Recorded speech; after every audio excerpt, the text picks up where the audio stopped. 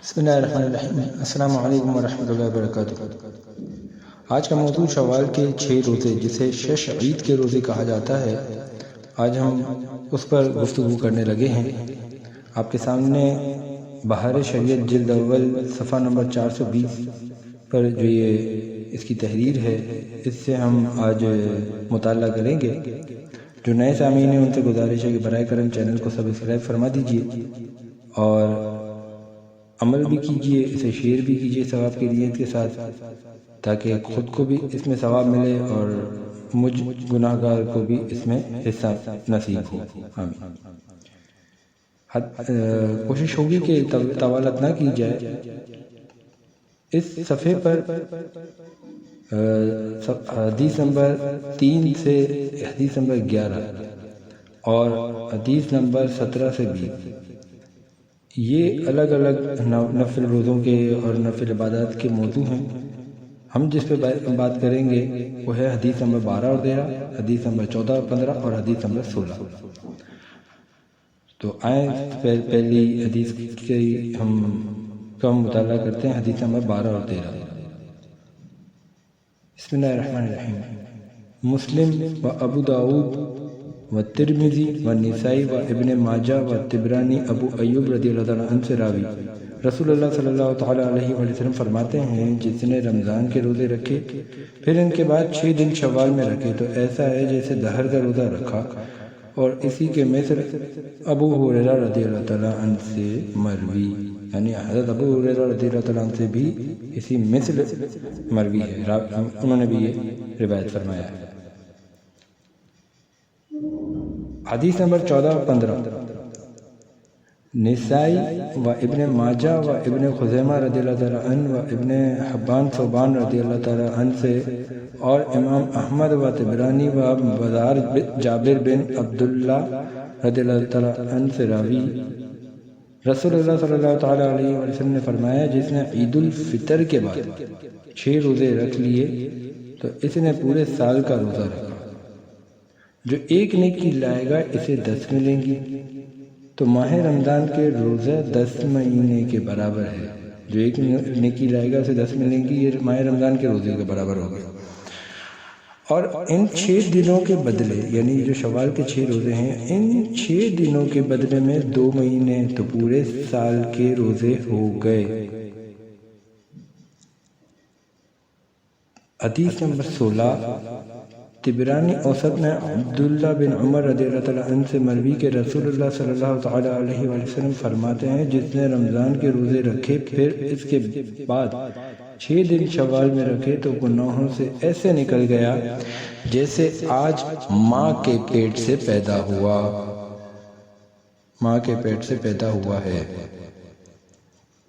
آگے ایک 4 نمبر لکھا ہوا ہے شعبان کا روزہ اور 15ویں شعبان کی فضائل، وہ پھر ہم انشاءاللہ زندگی رہی تو آگے کبھی اس کا مطالعہ کریں گے، کیونکہ ابھی ماہ رمضان المبارک آج 20 رمضان شروع ہو چکی ہے اور 31 مارچ کی رات ہو گئی ہے۔ اب انشاءاللہ صبح اتوار کا دن شروع ہونا ہے، 31 مارچ کا دن شروع ہونا ہے، 30 مارچ آج ختم ہوئی سن 2024 کی۔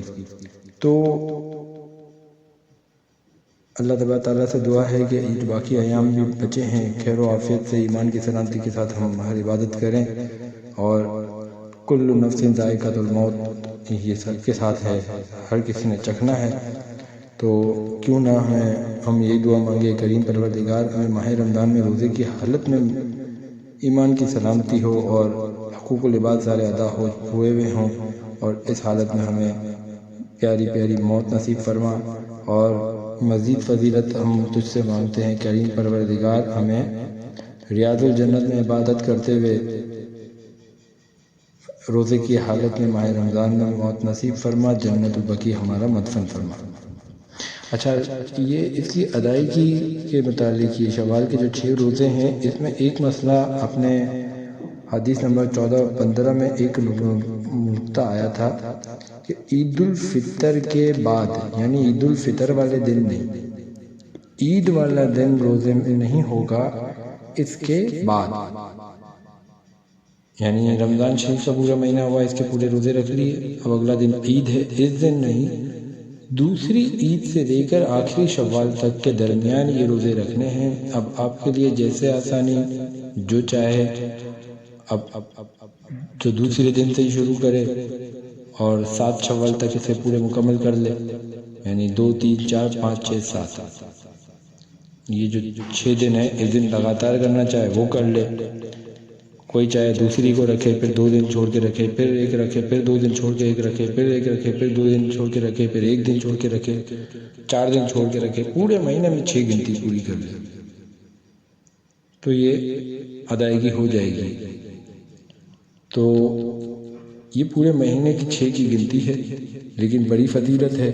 کوشش کریں خود بھی رکھیں، اور اس ویڈیو کو اگر شیئر کرتے ہیں تو اور دوسرے تک پہنچتا ہے، کم از کم دین کا علم ہی پہنچ جائے گا، اس کی بھی فضیلت ہے۔ اچھا مطلب آپ نے شیئر کیا اس ثواب کی نیت سے، تو انشاءاللہ آپ کو اس کا بھی ثواب ملے گا۔ اگلے نے سنا تو انشاءاللہ جب علم کی بات سن رہا ہے تو اس کو فضیلت مل رہی ہے، تو آپ کو بھی اس میں حصہ ملے گا۔ اور پھر اگر اس نے رکھ لیا تو اس میں بھی، تو ظاہر ہے ان سب میں جب آپ اگر یہ میری جیسے پوسٹ شیئر کرتے ہیں یا کسی کی بھی کرتے ہیں، جو مدلل بات کرتا ہو اس کی اگر آپ اور معتبر ہو، اس کی باتیں مستند ہوں، تو اس کی ابھی آپ شیئر کریں۔ ضروری نہیں ہے کہ میری ہی شیئر کریں۔ آپ کو لگتا ہے کہ اس متعلق، اس شوال کے روزوں کے متعلق کسی اور نے اچھی طریقے سے بیان کیا ہے، تو آپ ٹھیک ہے، آپ اس کی بات کو بیان کر رہے ہیں اور آگے اس کی بات کو آپ کیا بولتے ہیں شیئر کر رہے ہیں، مسئلہ نہیں ہے، لیکن یہ کوشش ضرور کریں کہ نیکیوں کو پھیلائیں۔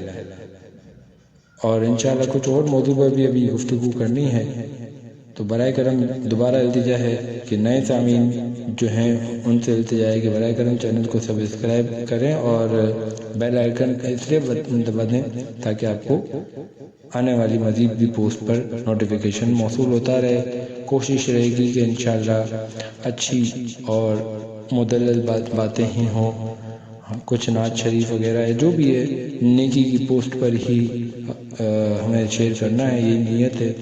تو اس میں بھی آپ سامعین سے، آپ تمام مسلمان بہن بھائیوں سے، بزرگوں سے، چھوٹوں سے، سب سے التجا ہے کہ اس میں تھوڑا سا ساتھ دے دیجیے۔ اللہ تبارک تعالیٰ ہم تمام کا حامی و ناصر ہو، دونوں جہاں کی بھلائیاں ہمارا مقدر فرمائے، مخلوق کی محتاجی سے بچائے، ہر قسم کی بے جا مقدمے بازی سے محفوظ فرمائے۔ اور آج کل کا ایک کلچر ہے کہ مال ادھار بکتا ہے، پھر اس کے بعد پریشانیاں ہی پریشانیاں، پھر جب بک گیا، اب اس کے پاس مال چلا گیا جس کو ہم نے بیچا، تو اب رقم ملنا تکلیف، یہ بھی ایک تکلیف ہے، یہ ذلت ہے۔ اللہ تبارک تعالیٰ اس ذلت سے اور دیگر اور بھی ذلتیں دونوں جہاں کی ہم ہر قسم کی ذلتوں سے بھی محفوظ فرمائے، تکلیفوں سے محفوظ فرمائے، اور ہمیشہ ہمیشہ ہمیں جہنم سے آزادی اور ہمیں بلا جہنم سے آزادی نصیب فرمائے، بلا حساب جنت ہمارا مقدر فرمائے۔ صلی اللہ تعالی علی خیر خلقہ محمد وآلہ وأصحابہ وآل بیتہ وسلم برحمتک یا ارحم الراحمین۔ السلام علیکم ورحمۃ اللہ وبرکاتہ۔